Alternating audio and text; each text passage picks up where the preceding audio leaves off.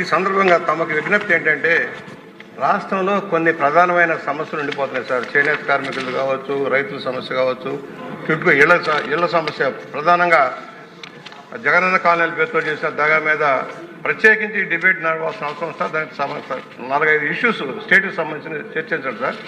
ఇక్కడ టిట్కో ఇళ్లకు సంబంధించి సుబ్బిపెళ్లి వెంకి చౌక అంట సార్. సుబ్బిపెళ్లి వెంకి చౌకలాగా జగన్మోహన్ రెడ్డి ప్రభుత్వం వచ్చి సాగుకొట్టేసిపోయింది.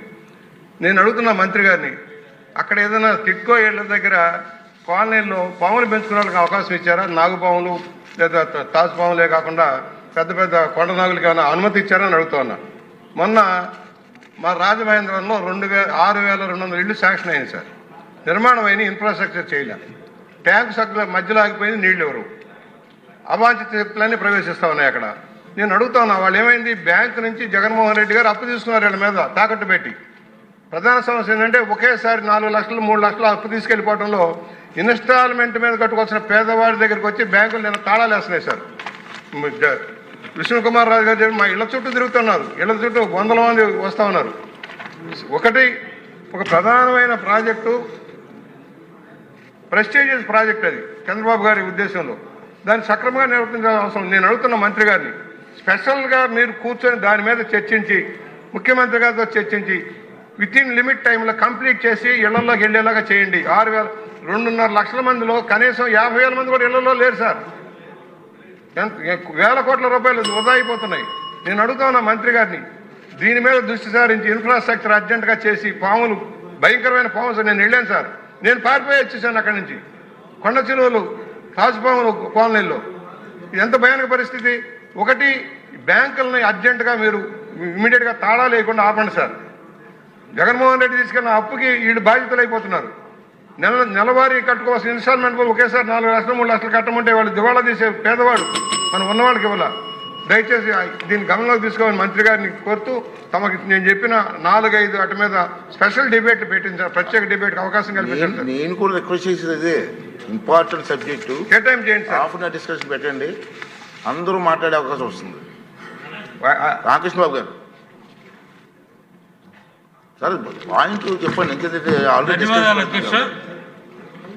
అదే అధ్యక్ష, ఇప్పుడు దీని మీద అందరి సమస్య అధ్యక్ష, ఇది తమరు మా అందరి రిక్వెస్ట్ మీద స్పెషల్ డిస్కషన్ రోజు పెట్టించండి అధ్యక్ష. మినీ అంగన్వాడీ సెంటర్స్ కూడా ఉన్నాయి అధ్యక్ష. అవి 6,732 అధ్యక్ష. అయితే వీటిలో 6,732లో దాదాపు 5,000 మినీ అంగన్వాడీస్ని మెయిన్ అంగన్వాడీలుగా మార్చడం జరిగింది అధ్యక్ష. అక్కడ ఉన్నటువంటి ఎవరైతే సింగిల్ వర్కర్ ఉన్నారో ఆమెనే 10th క్లాస్ పాస్ అయితే ఆమెనే టీచర్గా కూడా పెట్టడం కూడా జరిగింది అధ్యక్ష. అక్కడ ఆయాలకు కూడా మనం ఆల్రెడీ నోటిఫికేషన్ ఇవ్వడం కూడా జరిగింది అధ్యక్ష. ఇది జరిగింది అధ్యక్ష. తర్వాత అంగన్వాడీ సెంటర్స్లో పిల్లలందరికీ కూడా భోజనం పెట్టడం మాత్రమే కాకుండా వాళ్ళకి మన ప్రభుత్వం వచ్చిన తర్వాత ప్లే కిట్స్ ఇస్తున్నాం అధ్యక్ష. ఎందుకంటే ఆ బొమ్మల ద్వారా వాళ్ళకి చదువు చెప్పడం, అలాగే గుడ్ టచ్ బ్యాడ్ టచ్ కూడా వాళ్ళకి నేర్పించడం, ఇవన్నీ కూడా ట్రైనింగ్ కూడా ఇచ్చాం అధ్యక్ష ఆల్రెడీ అంగన్వాడీ టీచర్స్కి. కాబట్టి వాళ్ళకి చార్ట్ల ద్వారా, బొమ్మల ద్వారా పిల్లలకు చదువులు చెప్తూ అలాగే పౌష్టికాహారం ఇవ్వడం కూడా జరుగుతుంది అధ్యక్ష.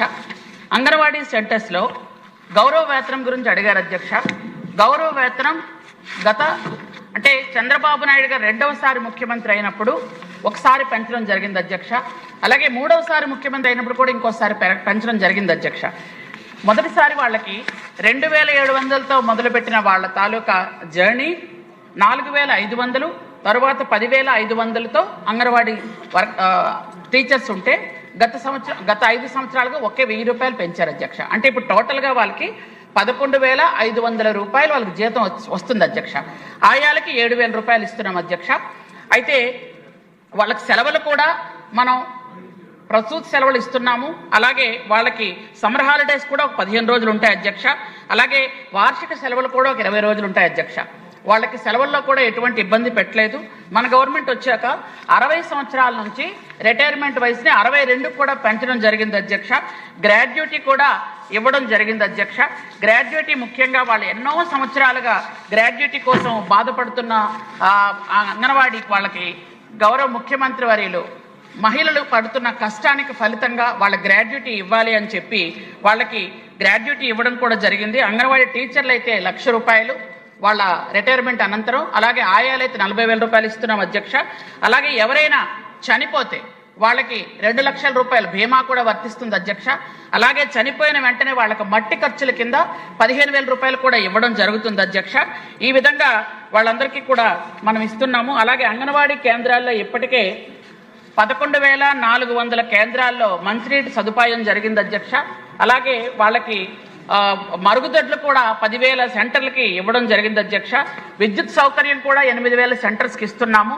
సొంత భవనాలు మ్యాక్సిమం చాలా వరకు ఉన్నాయి అధ్యక్ష. కొన్ని అద్దె భవనాల్లో వెళ్తున్నాయి. అవి కూడా త్వరలో సొంత భవనాలు చేయాలనే ఉద్దేశంతోనే ప్రభుత్వం కృతనిశ్చయంతో ఉంది అధ్యక్ష. అలాగే వాళ్ళకి ఏంటంటే అంగన్వాడీ వర్కర్స్ మీద కేసులు అన్నారు, మ్యాక్సిమం కేసులన్నీ తొలగించడం జరిగింది అధ్యక్ష. ఎక్కడో మరీ ఇంటెన్షనల్గా పెట్టిన కేసులు అయితే ఇంతకుముందు తీయడం జరిగింది అధ్యక్ష. కానీ ఏవైనా వాళ్ళు నిజంగా జరిగినవి ఏవైతే 1-2 ఉంటే ఉండాలి తప్ప కానీ ప్రభుత్వం తరపు నుంచి ఇంతకు పూర్వం కక్ష సాధింపు చర్యలుగా వాళ్ళ మీద ఏ కేసులు అయితే పెట్టారో ఇంతకు పూర్వం ప్రభుత్వం పూర్తి స్థాయిలో మహిళల మీద ఆ కేసులన్నీ తీసేయమని గౌరవ ముఖ్యమంత్రి గారు ఎప్పుడో ఆర్డర్ ఇవ్వడం జరిగింది అధ్యక్ష. ఇస్తున్నాం, అవన్నీ కూడా చేస్తున్నాం అధ్యక్ష. అలాగే అధ్యక్ష వాళ్ళకి అవార్డులు కూడా ఇస్తున్నాం అధ్యక్ష. ఎవరు బాగా పనిచేస్తే వాళ్ళకి అవార్డులు ఇచ్చి ప్రోత్సాహం కూడా ఇస్తున్నాం అధ్యక్ష.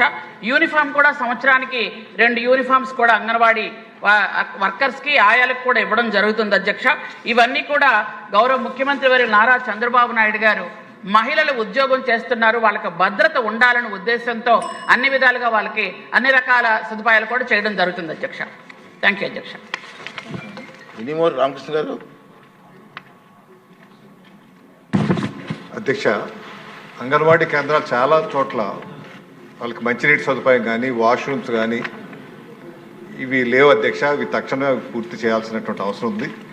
రెండోదంటే పౌష్టికాహారం విషయంలో మన వ్యవసాయ శాఖ నుంచి ప్రకృతి వ్యవసాయం చేస్తున్నారు అధ్యక్ష.